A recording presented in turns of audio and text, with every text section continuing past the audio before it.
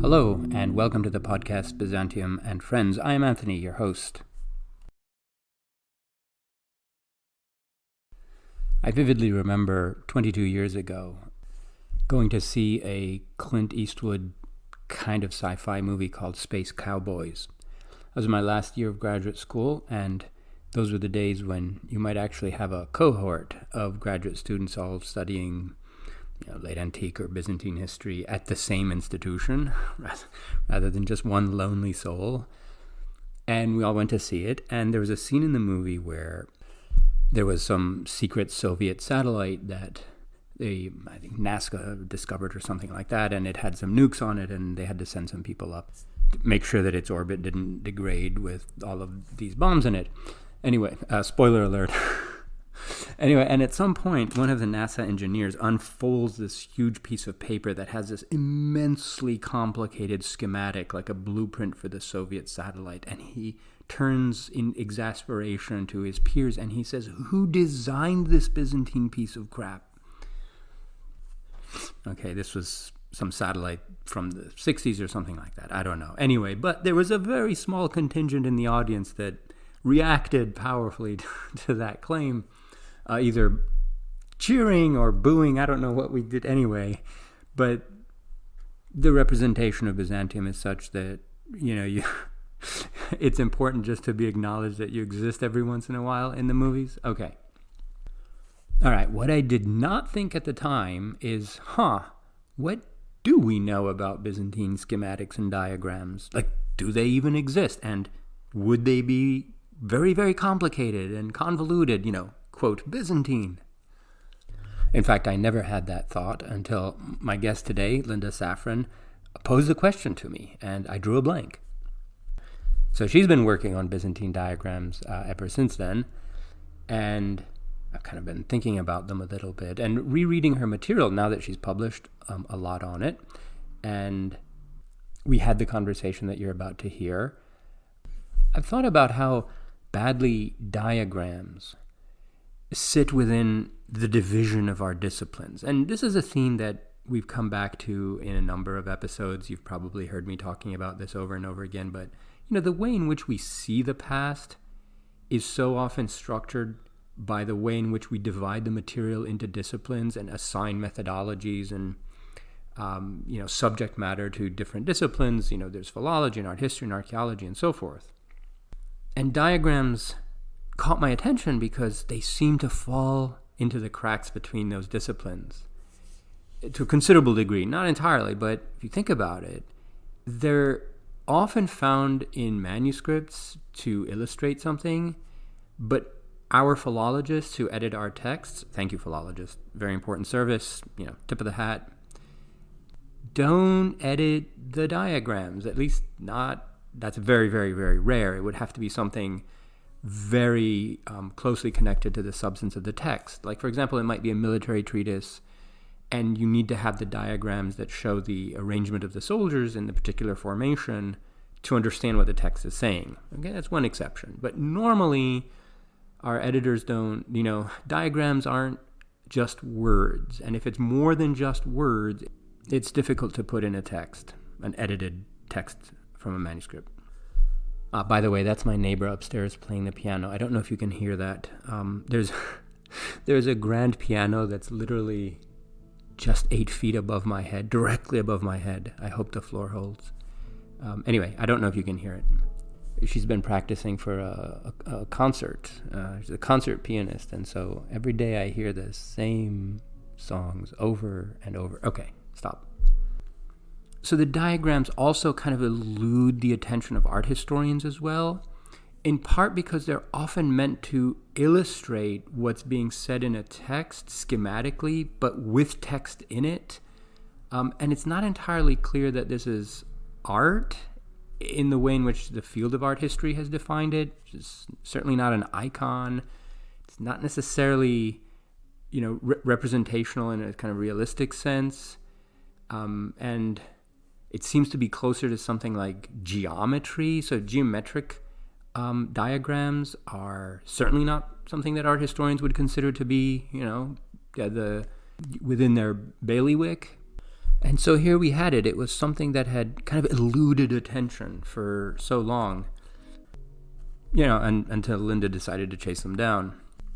Now, her background is definitely in art history, but she's written a number of studies that have long sort of fired my imagination. And one that I've mentioned, I think, on a previous episode, which was her study of the Theodosian obelisk and the base in the Hippodrome of Constantinople, where she situates it within the topography of the Hippodrome by looking at, who could see what, depending on where they were seated, and drawing these kinds of lines of sight that I've often thought of as a kind of visual schematic of the Hippodrome in Constantinople, which is a place that I teach a lot about. In fact, I taught about it in class today, and also write about, and it just kind of helped me visualize the space. And there's another article where she takes the colossal statue of Constantine in Rome that was in what we call the Basilica of Maxentius, and asked the question, what was it looking at? And sort of, again, drew lines of sight between the monuments to see whether there was any kind of, sort of visual grammar established by the way the monuments were positioned in relation to each other and the line of sight of Constantine's statue. Anyway, it's all great work, and in my mind, at least, it qualifies one to work on Byzantine diagrams. Anyway, she's also done great work on Byzantine diagrams, and you can find references to that in the description of the episode. I also want to note that she's one of the co-creators of an excellent online resource on the art and architecture of the Middle Ages. This is the website artofthemiddleages.com, and I'll put a link again in the description. This accompanies a textbook with the same name, but it also, works on its own.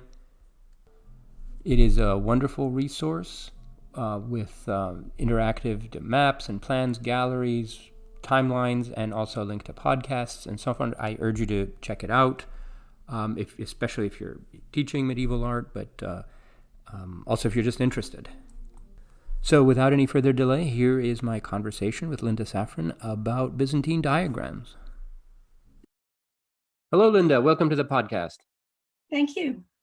So Happy to be here. I think the last time we met, it was in Toronto, and you asked me, out of the blue, what do you know about Byzantine diagrams?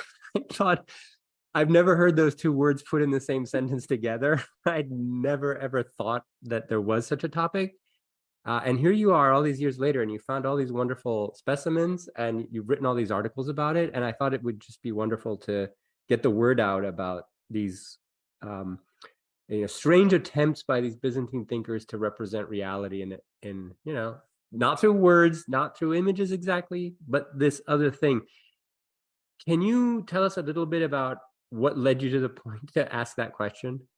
Yes, I'd first like to say that when we had that conversation in 2016, it was very gratifying to find that you were ignorant of this topic. It was really an important stimulus, but I started to work on diagrams just a couple of years before that, because in 2014, my husband had been invited to participate in a research group on the visualization of knowledge in the Middle Ages and early modern period at the Israeli Institute for Advanced Studies. And I thought, well, if he's going to Jerusalem, I want to go, and I want to be part of this group. And in fact, the group had no Byzantinists, as is typical in a small group of scholars. It was a group of 8, 4 Israelis and 4 non-Israelis. And so I thought, what can I work on that has to do with this topic of the visualization of knowledge? And I had long been drawn to Byzantine pavements and pavements in general in the Middle Ages. You probably know the wonderful cut stone opus sectile floors, for instance, the colorful pattern in the Hagia Sophia and in many Byzantine churches.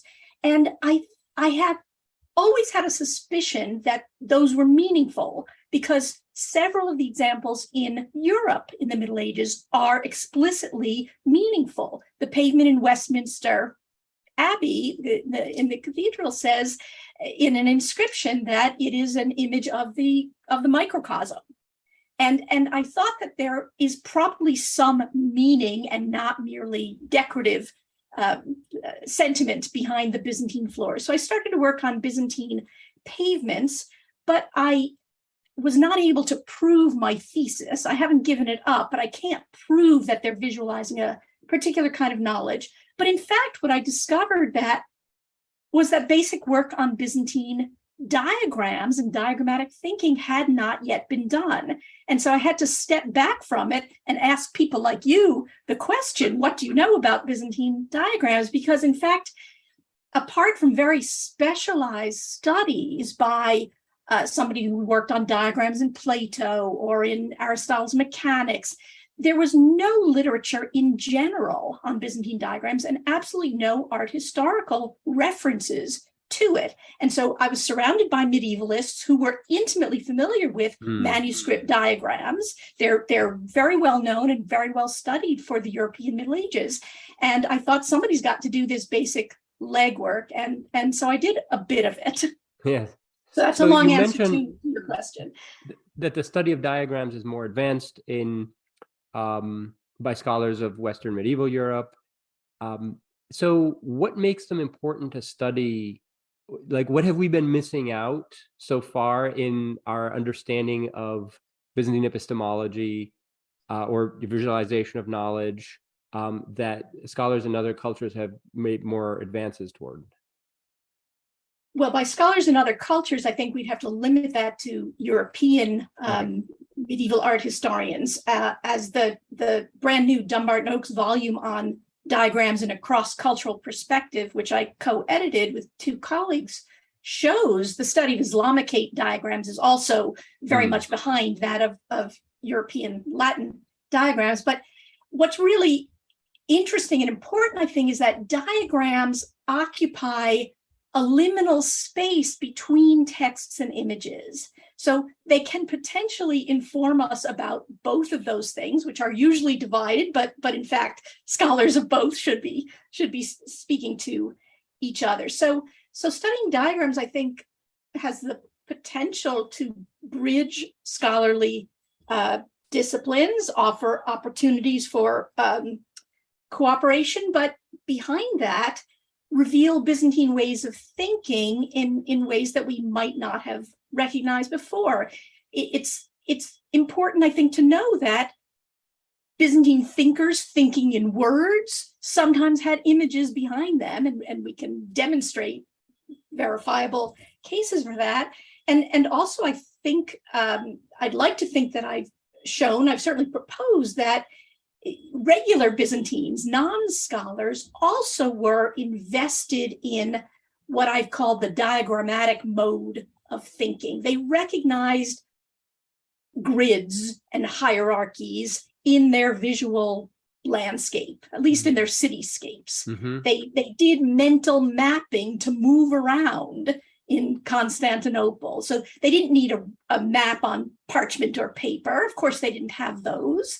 But they created maps themselves, and maps are a kind of diagram. So I think the fact that there was a world of diagrams in Byzantium, both in the public sphere and in the more intimate sphere of books, is important in and of itself, and provides opportunities for us scholars to do more kinds of creative work in this area that bridges texts and images. And this area is much more complicated to study than it might seem at first sight. And I say this to the audience who might think, yeah, I know what a diagram is. But once you start to, probe the range of specimens that you have here, it really becomes difficult to pin down, right? Like defining a diagram, because at one end, they can just simply they can approximate an image of a thing, like just a figurative image. I'm thinking here, for example, of the diagram of the rainbow that you found in a manuscript of Pachymeres, which just kind of looks like a schematic representation of a rainbow. To at the other extreme, it's just schematically arranged text. So it's text that looks like a diagram. And and you in your writing, you've come up with terms like diagrammatic formulations and geometric schemata. Like there's all this range. Is there a definition of a diagram that you can offer, or is it best defined as a kind of spectrum, or how do you see it? Yes, I think a spectrum, I use the word continuum. Most people, when they think of a diagram, are thinking of something like the margins of a Euclid manuscript, very straightforward, symmetric lines with some letters. And in fact, of course, the Greek word diagramma means through lines. So lines, geometry is the basis for a diagram. But I know very few diagrams that aren't supplemented by some letters or words. So that's one end. Let's say that's the left end of the continuum. So we've got simple diagrams, but then we've got more complicated ones, more lines that can even form recognizable features or images that have more words. And I like to call these, based on scholarship applied to Western European medieval diagrams, imagistic diagrams. So we have simple, linear, minimal diagrams to imagistic diagrams that can evoke or even include some images and even quite a few words. And then at the far end, let's say the right end of the continuum, because we read, most of us, from left to right, are what I'm calling, and what have been called, diagrammatic images. So fully fledged, fully colored, often gilded images that have the features of diagrams, such as registers that demonstrate, with Christ at the top and then prophets or angels below, that demonstrate a kind of hierarchy. A hierarchy is a feature of diagrams, and comparisons and connections among different levels of materials are a feature of diagrams. So what somebody might call an image, because I'm now attuned to all things diagrammatic, I see the diagrammatic features of that. But certainly we're talking about a continuum, and one could place, and I have placed in some Zoom lectures, I have placed specific diagrams along this continuum. Right. It's not an easy definition. No. Them when you see them, like pornography, right? In the US, a diagram when you see one, but at the murkier far edges, there is a conflation, right, between diagrams and images. Ben Anderson has addressed this topic very explicitly in the Diagram as Paradigm Dumbarton Oaks volume. Yes. And do you have a t-shirt that says, "I see diagrams everywhere"? No, but I should. And okay. It would take the form of a grid or a table or perhaps some geometrical figures. I would be hard pressed to decide on the ornament. So let's take an example from one of the ends of the spectrum that you just mentioned. So these are what someone else might call like an image of the imperial family, with Christ at the top, and maybe some angels or whatever, and then there's the emperor, the empress, the heirs, and so forth. And you look at that in a manuscript, like, oh, this is just an imperial portrait. It's hierarchical. Christ is at the top, and so on. So how do you see that as a diagram? Well, I'm not the first to see that as a diagram, although the words haven't always been used explicitly. I want to credit Henry Maguire and Cecily Hillsdale for making these preliminary or important observations. Think of something like the ivory of Romanos II and Eudokia, as you described, Christ at the top blessing the emperor and empress below him. So we have his head and their heads forming one triangle. Then the lines continue in that triangle down to the imperial couple's elbows and their arms facing toward the center of the ivory, toward Christ. So we have a double triangle there. And I think even without the red line drawn to make the explicit triangle, it's very clear once you're attuned to noticing these things that we've got triangles. And triangles immediately connote hierarchies. So yes, the hierarchy is there in the image, but faced with other triangles in their world, I think that there was an innate understanding that this duplicates the the message of the ivory, and that in fact the imperial arms and hands can be part of that triangle, Right. and not just their heads. So yes, I may be guilty, as you've just charged, of seeing diagrams perhaps in places where they're not explicitly there, but I guess I've seen my role as pointing out the possibility Sure. that there are more diagrams in the mental landscape and physical landscape of the Byzantines. So if you project that also into 3 dimensions, we have the clearest case of all, which is the Middle Byzantine Church and its successors, Mm-hmm. a pyramidal scheme, so a triangle in 3 dimensions with the Pantocrator at the top, whatever's in the rest of the dome below, the pendentives, and then down to the walls. So whether you look at this as Thomas Matthews did, as anagogically, that we start with the saints on the bottom and we go up to the top of the dome, or as Otto Damus did from the top down, it works the same way. It's a clear case of an individual Byzantine putting himself or herself into this hierarchical space.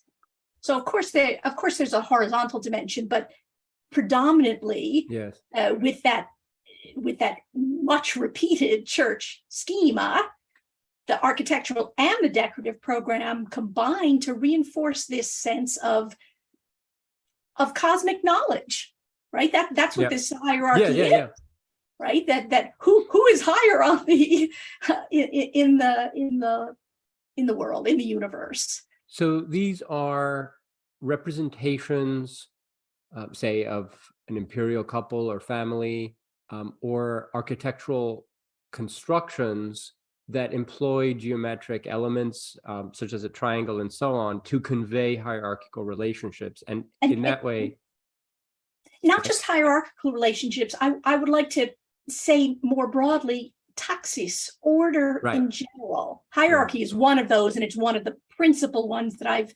identified in diagrams outside of books. But I would say that I would like to be able to prove that both from the top down and from the bottom up, Byzantines were supposed to understand their place in the order. Sure. That this is manifested in many ways, some of which are visual, and the methods for reinforcing that spatial order, spatial taxis, are diagrammatic tools. Diagrammatic tools are used to reinforce that. And this order of the universe, of the Byzantines world, I think is reinforced by diagrams in the temporal sphere. I think they're diagrams of time as well as space. And so what do I mean by that? Things like the public clocks. We know there were 4 of them in Constantinople. Things like astrolabes to tell time, sundials, which were very common, are still common on the south-facing sunny sides of public buildings and especially churches. By dividing up the day into 12 hours, very orderly, very regular, reinforcing the sense that time unfurls in an orderly way. And there are all kinds of time. That's daily time, but there's also regnal time, personal time, the liturgical calendar time. In that sense, the grid format of calendar icons is, I think, not an accident, and is conscious or unconscious manifestation of this sense that diagrams connect with order and whether they're consciously imposed from above, I wouldn't say, but they're widely understood, and they help reinforce a sense that the time and space is orderly. And order is a byword for diagrams. Orderly in terms of registers or geometric schemata, whatever. And I should say, for the benefit of the audience here, that we kind of jumped into the deep end of the pool here, and we're talking about some of the more sophisticated cases. You have actually found a great number of more conventionally understood diagrams that any modern reader who's, not. Yes. Yeah. So there are a lot of those too. We're just kind Yeah. of talking about the kind of outer edges of the spectrum in terms of how far you can apply this concept. And so there's another category that bears some discussion, which is that of maps. And, one can be more or less sophisticated in understanding what maps are. And we sort of tend to have this sense, like as practical users, that this is just a representation of a clear, sort of an immaculate representation of reality that guides us, to move through the world. But of course, there's maps are inherently diagrammatic and also very political, which is, a whole other aspect. So to what degree is attempts to map the world, how do you see them as diagrammatic? In what contexts? I don't think there's any doubt that maps are a kind of diagram. They're a subset of diagrams, if you want, an important set. And we know the Byzantines had maps and did mapping. There are lots of textual references to late antique and later maps, even if we don't have these maps until quite late in the Byzantine period. Although, if you think of something like the Madaba map, the floor, the pavement of what is now a church in Jordan, there are other mosaic floor maps. Maps are a way of making sense of the world, of claiming territory, proclaiming territory. That's why they were on walls, right? That's why they were often associated with imperial patronage. But we have textual references to Byzantine maps and also Byzantine spheres. And I discussed some of these in the latest DO diagrams volume. Yeah, I'm thinking, for example, of like the Puntinger map, which is based on like a early 5th century original, I think, which is, a lot of people have seen it, I'm sure. So it's a map of the Roman Empire, and it's very, very long, like many, many, many feet long, but only 1 foot like tall. And if you look at it, you don't recognize any geographical features. Until you realize that, no, they're all there. They're just super distended. And like the purpose of it is, in a certain sense, to represent routes, like the Roman roads and the stations and the cities along the way. And so it doesn't really matter for the map's purposes to capture like the geographical coordinates of each place, but to represent the routes. And so in that respect, it's much more like a metro map of a city that we have, which doesn't, map on, the coordinates of the stations don't map onto what they would look like if you put them on a, geological map. But they're just meant to schematically represent how all the lines are arranged. So is that something that falls into the territory of a diagram? I think it definitely does, but I don't know any examples like that from the Later Byzantine world. It's clear from some late references, late Byzantine references. Now I can't remember if it's Planudes or Holobolos, who talks about the dimensions of a particular map.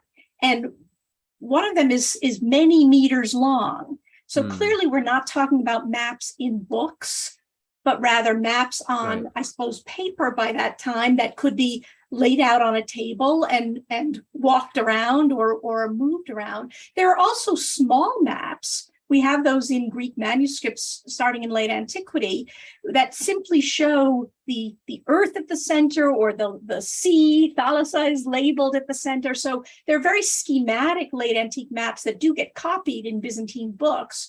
But I understood your question to be about actual maps outside of books. And we know that there were some on walls, and clearly there were some that were laid out on surfaces, and that required a kind of kinesis, either of the surface of the map or the people viewing it. Right. To appreciate. So there's no question that Byzantines had maps. They also had plans, at least architectural plans, at least in some stages, although they don't remain as common as they were in the Roman and late antique periods. Byzantines did measuring, whether with sharpened sticks or with ropes. They didn't follow the clear Roman centuriation, parceling land into exactly the same size properties, but they do refer to these properties, all of them, as quadrilateral, as if they had they use a geometric term, a diagrammatic term, but surely not all of them, for geographical reasons, could have been in that precise form. So I don't know of maps like the Poitinger map that show stades that articulate distances between points on the map, but that doesn't mean they're not out there. Sure. And there are some city maps in the margins of some Middle Byzantine manuscripts. A map of Athens, I recall. There may be one of hypothetical map of Troy, but certainly one of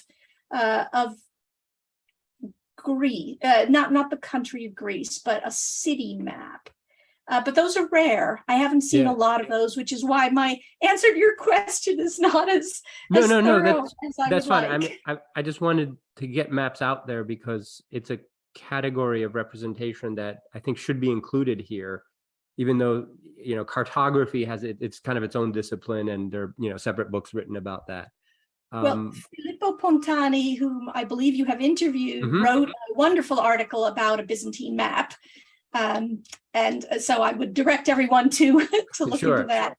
It's something about, I don't remember the title exactly, but it's something about the size of a fingernail. It's a small map, but he does a lot with it. Okay, I'll look it up. So let's talk about diagrams, proper in quotation marks in books. So what do the majority of Byzantine diagrams represent that you have found? And are these, to what degree are these a Byzantine innovation or a tradition that carries over from antiquity? Well, first of all, there are almost all kinds of Byzantine diagrams in books. And by qualifying it, let me just get that out of the way. I have not found two kinds of diagrams that are found in Latin medieval books. Diagrams that show extensive genealogies and diagrams that chronicle history. I don't want to say that no such diagrams existed in the Byzantine world. I have not found any, and I think that that's probably significant. What have I found, and what, of course, have others found? Really everything else. Diagrams that relate to the quadrivium, that is the scientific quartet of the Byzantine curriculum, arithmetic, geometry, music, astronomy, and underneath astronomy, of course, is astrology, the practical application of astronomy. Diagrams relating to the trivium, the rhetoric, logic, or philosophy, grammar. Beyond that, there are military diagrams that show wonderful placement of all different kinds of figures in military camps. Eric McGeer has studied those very well, I think. There are diagrams that show family relationships, although not very many of them, not what I would call extensive genealogies. I'm thinking of things like the tree of Jesse, a biblical tree, or and on the fringes of the Byzantine world, especially in southern Italy, a few trees of consanguinity, but not many. And there are theological diagrams, which has been a particular interest of mine. So they're quite a diverse range, and that was the most surprising thing to me when I discovered, and I'm putting that in ironic air quotes, when I discovered diagrams, is that there were so many more than the Euclidean diagrams that I imagined. And this is leaving aside what you call the far edge of the continuum of diagrams, if diagrams in three-dimensional space. So there are all kinds of them, and I consider myself very fortunate to have stumbled on a way to find some. Oh yes, do tell us. The problem is that Byzantine studies was for so long a philologically focused discipline that many catalogs of manuscripts never even recorded the presence of diagrams. So the great 12-volume catalog of astrological manuscripts in Byzantium that dates from 1898 to 1953, I believe, rarely mentions a diagram, even though these astrological diagrams are fantastic and super interesting. I was at Dumbarton Oaks, source of so many good ideas in our field, and the then librarian, Deb Brown, suggested to me that I look at the catalog of the Byzantine microfilms. And in that cataloging, I found more rigor in terms of the catalogers listing the contents of the microfilms. So that was a quick and dirty way, if you want, for me to understand the range of Byzantine books that contained diagrams. You can go to the Pinakes database and others now, and you will find some references, but that's an enormous database. Yes. and not complete, as no database can be complete. So after the initial looking at all the DO microfilms and then going to specific library collections and following all kinds of trails, I realized that it's not a task for one person, it's not a task for one lifetime. There are lots of diagrams out there waiting to be rediscovered and to be put into dialogue with one another. And I think that's really the key, that other people knew about diagrams in their fields, but no one was putting these diagrams together in ways that are potentially, I hope, have been already borne fruit. Yeah, I'm glad you clarified that a little bit, because over the years I've been wondering how you were going about finding diagrams, and exactly for the reason that you said, that insofar as diagrams accompany texts, our philologist colleagues who edit texts from manuscripts and publish them don't include diagrams, at least very, very rarely. Like, that's not part of the sort of textual apparatus that they're also trained to do. And so I was imagining, wow, there can be so many of these things that never made the leap from manuscript to published edition. How do you go about finding them? So you're saying there's more out there than you. Absolutely. My job, as I saw it, was to expose the tip of the iceberg and let other people float away with these and based on their own interests. But I think it's quite telling that none of the recent spate of handbooks on any areas of Byzantine studies have included an entry for diagrams. And I think that's a gap, and I think it's a loss, but I would like to think that at least these are perhaps, I hope, more in the eye of people. And I know for a fact that there are many or at least several junior scholars working on diagrammatic topics now. Art historians, not only, but I know the art historians best, perhaps, but the important thing is I suppose for all of us, but certainly for me, is being humble and recognizing one's limitations and realizing the potential body of material here that is relatively unexplored, and that if groups could collaborate to explore these, then the findings from one discipline are possibly applicable to others. It's a beautiful world of diagrams there, and I had no idea, and I'm happy to have been exposed to them, and I'm happy to expose other people to them as well. And I can tell from your writing that you really find a kind of aesthetic appreciation in these artifacts as well. Can I ask, what is a tree diagram? You mentioned them a few moments earlier. So a tree diagram could apply to any kind of branching diagrams. And in the Byzantine world, these tend to move from top to bottom. So you'll have things like the virtues and vices, and it'll say the diagram will show the 4 cardinal virtues: justice, prudence, fortitude, and temperance. And then under each of those, you'll get subdivisions. Mm-hmm. So under justice, you get piety and civic virtue and honesty or morality.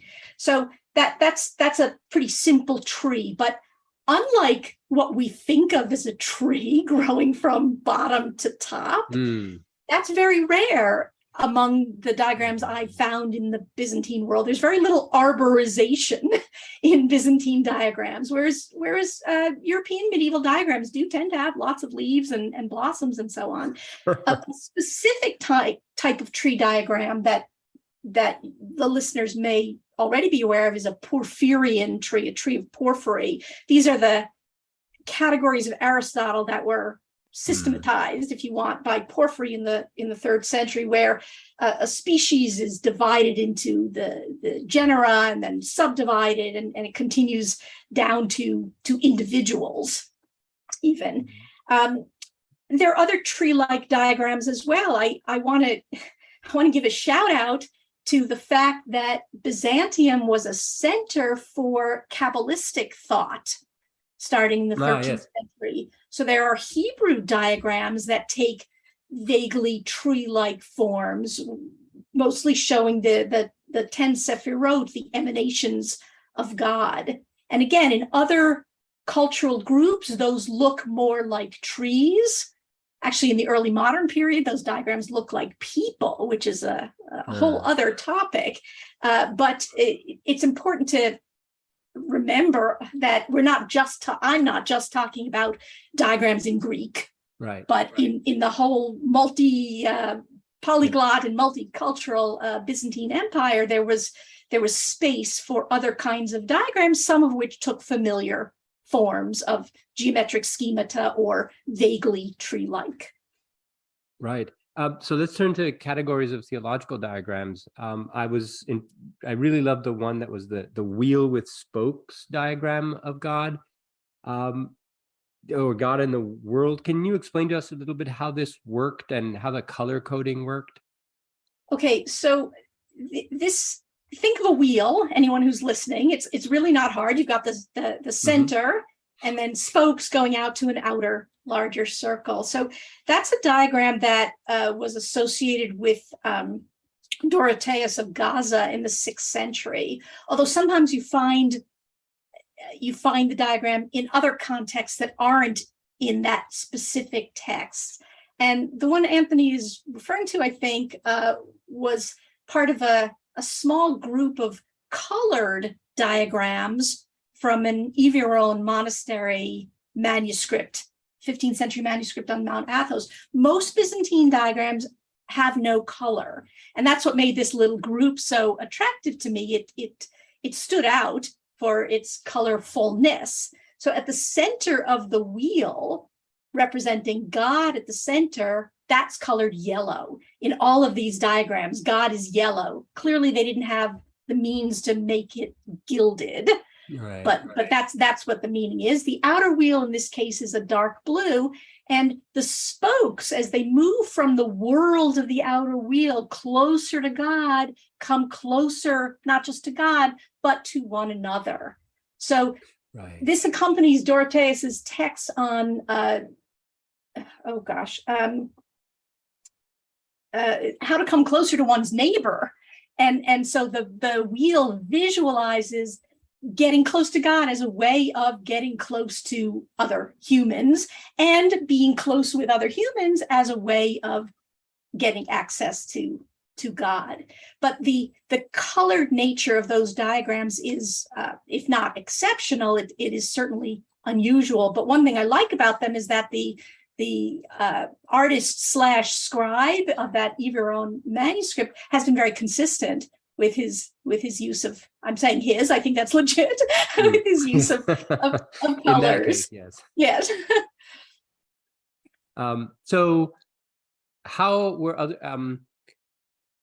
other aspects of the divine depicted diagrammatically? And I'm thinking here specifically of the Trinity, which is a concept that kind of does invite diagrammatic representation. In fact, schematic representation of all kinds. I'm thinking of texts and actions and so forth that people took, especially during the 4th century when they were fighting it out. But so before the kind of culture war with the Catholics over union that involved the procession of the Holy Spirit, so that complicated things. Before that, how was the Trinity represented diagrammatically? Well, that's a very hard question, because we don't have, as far as I can tell, any images, any diagrams, including diagrammatic images, of the Trinity before the 13th century flourishing, for the reason you just mentioned, when controversies really about union really come to a head. Photius refers to something that seems diagrammatic. It seems like he was thinking in terms of a triangle. You can imagine the types for the Trinity, like the philoxenia, the hospitality of Abraham, as in a kind of triangular format, or the characters sitting around a table, but the head angel, who is Christ, at the head of it, if you were, even if it's a circular table, it is always at the center top. So it's not clear what the images were. There are scattered references to concrete thinking and diagrammatic thinking. Anastasius of Sinai in the 7th, 8th century comes to mind. I think they were thinking in terms of diagrams. They may have been incorporating diagrams. Anastasius stands out because he does have a kind of diagrammatic cross. A cross is itself a diagram, of course, but he refers to the natures of Christ in this cross-shaped drawing in at least one of his manuscripts. So the two natures of Christ is not something I've seen a lot of in diagrams, but again, these things may be out there, but I have not been able to find roots, concrete roots, that is, concrete diagrams before the 13th century that really engage with the problem of the Trinity. What you find instead is the sources, Gregory of Nazianzus and Gregory of Nyssa, etc., all saying that the Trinity is beyond us. We cannot comprehend it. My analogies for it are not good enough. I'm speaking for Gregory here. And it's not clear whether they tried. Okay, so I may have misunderstood then, because, okay, so it's possible that the theological debates with the Latins sparked all this production of diagrams in the later period that were meant to illustrate the Orthodox point of view? Again, we have such enormous holes in our evidence, leaving aside the holes outside of books, just focusing on the manuscripts for the moment. Can we attribute the flourishing of theological, specifically Trinitarian diagrams in the 13th and 15th centuries to the fact that those were moments of pressure and conflict, or to the fact that there's a flourishing of manuscripts in precisely those periods? Sure. I don't know the answer to that question, and I'm not sure it's possible to know the answer. But what is known is that in the 1270s, out of nowhere, it seems, we have this priest monk named Hierotheos coming seemingly out of nowhere, and all of a sudden committing ideas to diagrams in manuscripts, and his diagrams became well enough known or treasured enough to then be copied and referred to 2 centuries later. So I don't know whether he was one of many making diagrams to prepare for the debates with the Latins at the Union of Lyon, or whether he was alone. This Hierotheos was definitely criticized for his attempts at diagramming the Trinity. He writes a treatise, it's called Against the Slanderers, who accuse him of using geometric lines. That's literally his term, geometric case grammes, to diagram the undiagrammable, and he uses that phrase as well. So he defends himself against that, but he does it anyway. He does diagram, but he is careful to diagram both the quote unquote mistaken Roman Rite belief and the correct Orthodox belief, and to distinguish between them. And then did he put an X through one and a check next to the other?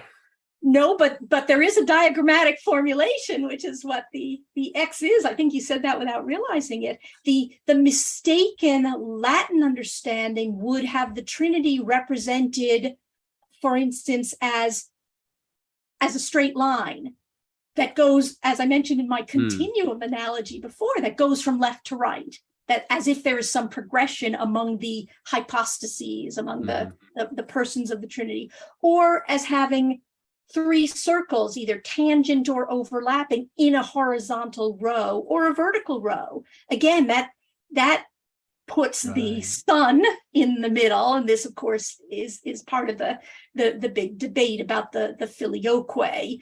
Yes. What is the relationship among those three parts? So those things are bad. Those formulations are bad diagrammatically and theologically from the Orthodox point of view, and instead we need other formulations. I imagine this is what Hierotheos was saying, and what he comes up with is a series of circles. And of course, circles have long been considered the most perfect form. This and the form associated with heaven. This goes back to biblical sources, ancient sources. Even non-Western sources, even in China, we have the same idea that the heaven is a circle and the earth is a square. So the choice of circles comes from deep cultural beliefs. I think that could even be termed cross-cultural. So Hierotheus' formulation is to have circles that are arranged in three circles for the three hypostases, arranged, of course, in the form of a triangle, because they can't be arranged in a linear form, either left, right, or up and down. So he interconnects the circles, and where the circles overlap, he labels those overlaps as light. And where the three circles intersect at the center, you have nature or essence, physis. So it's a beautiful formulation, and it's so beautiful that 200 years later, a much more important theologian, Joseph Bryennios, picks up on this idea and repeats some of Hierotheos's diagrams. Otherwise, those diagrams would have been forgotten, I think, because I dare say most people who study Byzantine theology now have never heard of this individual, Hierotheos. I think he's chiefly notable for his diagrams, which is to say that he's hardly notable at all. Well, he is now. I hope he is now. So I think all the Byzantine theologians recognize that you couldn't properly diagram the Trinity. It was impossible to do so. Our human minds are not possible, but at moments of crisis, they took a stab at doing so anyway. Yes, and he produced something like a Venn diagram. Absolutely. Yeah. Avant la lettre. And and I had never heard of him, I think, before I read him about him in your article. And I find it fascinating that there was controversy excited over his use of diagrams. And it got me thinking about the kind of epistemic status of diagrams, because clearly he's not, like, diagrams are not used to formulate orthodoxy. They're not used in definitions of the creed.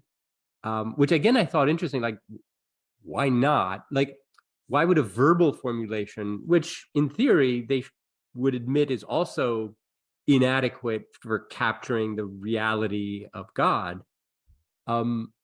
so is a diagram, I suppose.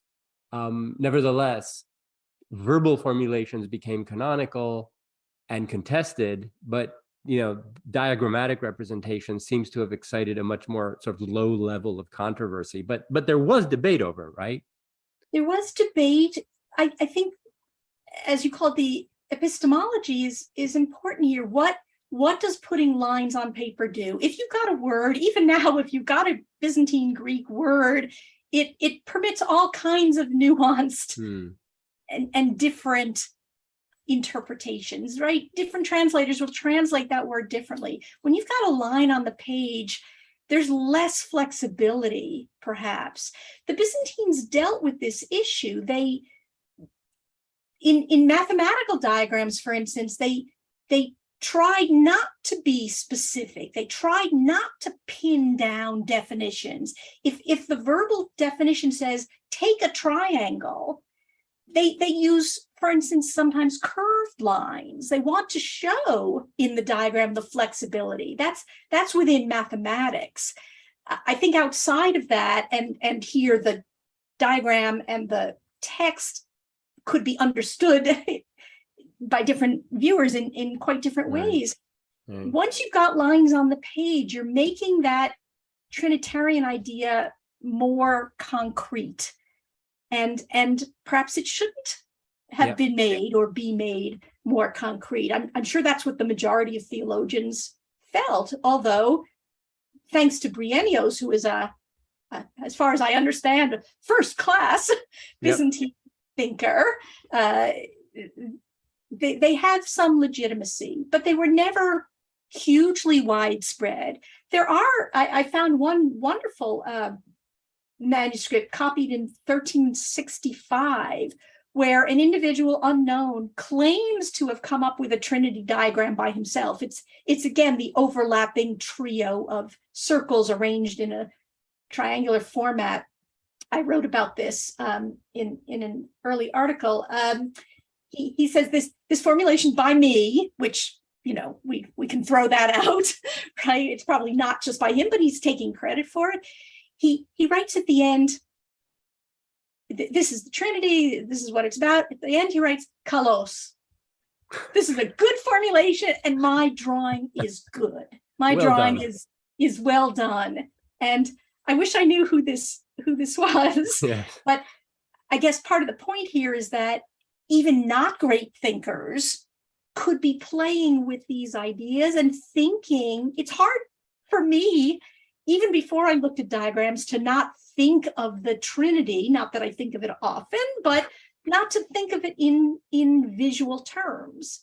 Yes. It's a hard thing to do. I agree. I'm not on the plane, the spiritual level of any of the Byzantine thinkers I've just been talking about, but I think it comes quite naturally to one's mind, and perhaps to the Byzantines' mind, to think in those terms, but for a number of reasons, they were reluctant to fix that interpretation on the page, and the ones who did, some of the ones who did, were challenged for it. And maybe the reason we don't have enough diagrams, enough for my liking, we don't have many diagrams until the late Byzantine period is because they were really skittish about it until push came to shove, and the discussions about union made the need for these visual and verbal formulations more pressing. I have not a shred of evidence, I wish I did, that